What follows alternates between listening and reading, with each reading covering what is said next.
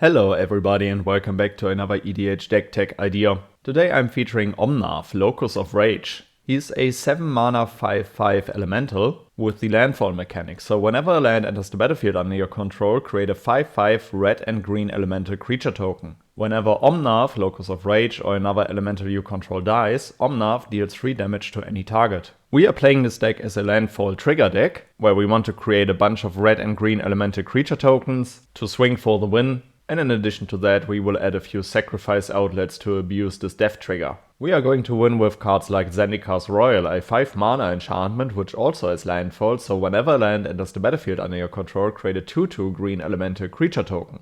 The powerful thing about Omnath's ability is that the death trigger counts for every another elemental you control, so it isn't bound to his own elementals that he creates. Roaming Throne, a 4 mana 4/4 with Ward 2, and as it enters the battlefield we choose a creature type. Of course we will choose Elemental, and Roaming Throne is the chosen type in addition to its other types. If a triggered ability of another creature you control of the chosen type triggers, it triggers an additional time, so we will double all of Omnath's abilities. Warstorm Surge, a 6 mana enchantment, and whenever a creature enters the battlefield under your control, it deals damage equal to its power to any target. We will try to sling several land drops in a turn together, so Warstorm Surge can take out a player in no time. Terror of the Peaks, a 5 mana 5/4 flying, and spells your opponent's cast that target Terror of the Peaks cost an additional 3 life to cast. Whenever another creature enters the battlefield under your control, Terror of the Peaks deals damage equal to that creature's power to any target. Which is basically another Warstorm Surge, just 1 mana cheaper. Ancient Green Warden, a 6 mana 5/7 with reach, and we may play lands from our graveyard. If a land entering the battlefield causes the triggered ability of a permanent you control to trigger, that ability triggers an additional time. Not only is Ancient Green Warden an elemental and doubles all of our Omnath triggers, but we are also able to play lands from our graveyard, which has also a little sub-theme in this deck. And Awaken the Woods, double green and X sorcery, create X 1/1 green forest dryad land creature tokens. If you have Warstorm Surge or Terror on the peaks on the battlefield, you will just pump all of your mana into the spell and take a player out in no time. Now let's talk about how we hit several land drops in a turn. For example with Exploration, a 1 mana enchantment, and you may play an additional land on each of your turns. Burgeoning, a 1 mana enchantment, whenever an opponent plays a land, you may put a land card from your hand onto the battlefield. My personal favorite ramp spell, Traverse the Outlands, a 5 mana sorcery, search a library for up to X basic land cards where X is the greatest power among creatures you control. Put those cards onto the battlefield tapped, then shuffle. Azusa, Lost But Seeking, a 3 mana 1/2, and you may play 2 additional lands on each of your turns. There are a bunch of other ramp spells that you can play, but as I've mentioned earlier, there's also a little bit of a graveyard theme in this deck, so some of my favorite ramp spells are Antish Restoration, a 3 mana instant, sacrifice a land, search your library for up to 2 basic land cards, put them onto the battlefield tapped, then shuffle. If you control a creature with power 4 or greater, instead search your library for up to 3 basic land cards, put them onto the battlefield tapped, then shuffle. And there's also Harrow, a 3 mana instant, and has an additional cost to cast the spell, sacrifice a land. Search your library for up to 2 basic land cards, put them onto the battlefield tapped, then shuffle your library. Due to all of our additional land drops in each of our turns, we might run out of lands in hand. So this is why we want to play lands from our graveyard. So we will play cards like Titania, Nature's Force, a 6 mana 6/6, and you may play forests from your graveyard. Whenever a forest enters the battlefield under your control, create a 5/3 green elemental creature token. And whenever the elemental you control dies, you may mill 3 cards. Not only is Titania an elemental herself, she is also another source of elemental creation. Ramanap Excavator, a 3 mana 2/3, and you may play lands from your graveyard.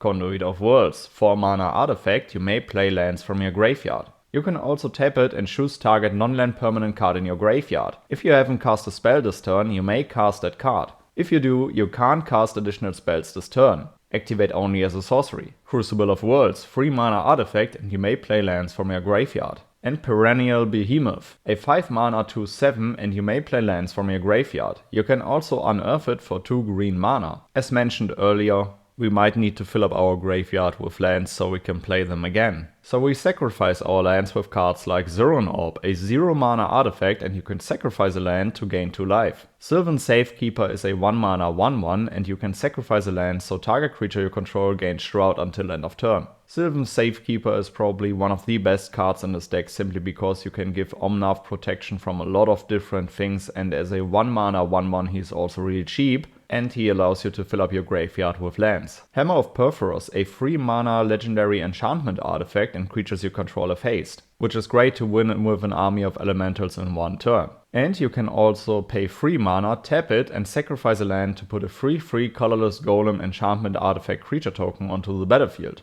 If you are lacking cards in hand and have a lot of mana available, you can play Nahiri's Lithoforming, a 2 red and X sorcery, so you sacrifice X lands. For each land sacrificed this way, draw a card.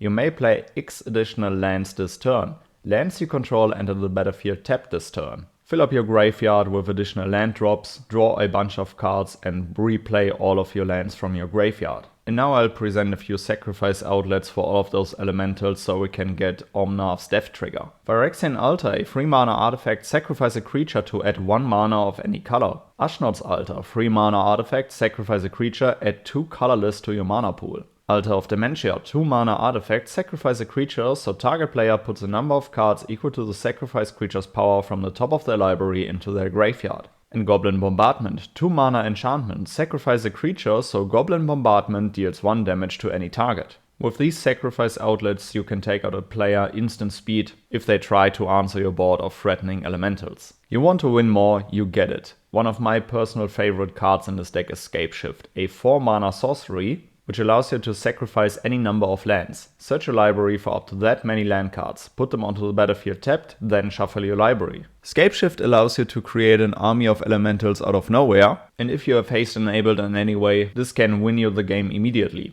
Alright guys, these were a few cards that I would play in Omnath, Locus of Rage. If you want to add any cards to the deck, let me know down in the comments below which legendary creature I should feature next, and then I would say see you in the next one. Goodbye guys.